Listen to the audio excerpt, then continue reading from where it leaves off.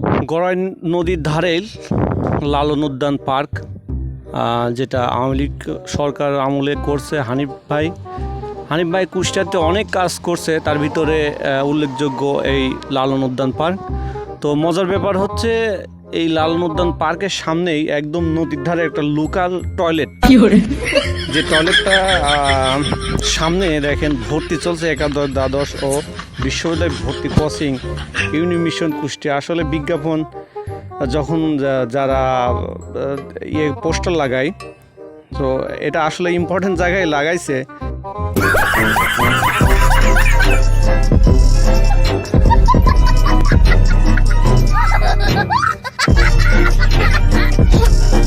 তো হাস্যকর হলো এটাই বাস্তব যে কর্মক্ষেত্রে অনেক কিছুই করা লাগে, সে প্রতিষ্ঠানের জন্য হোক আর যে জন্যই হোক। তো অনেকে দেখে হাসাহাসি করছে, আবার অনেকে বলছে না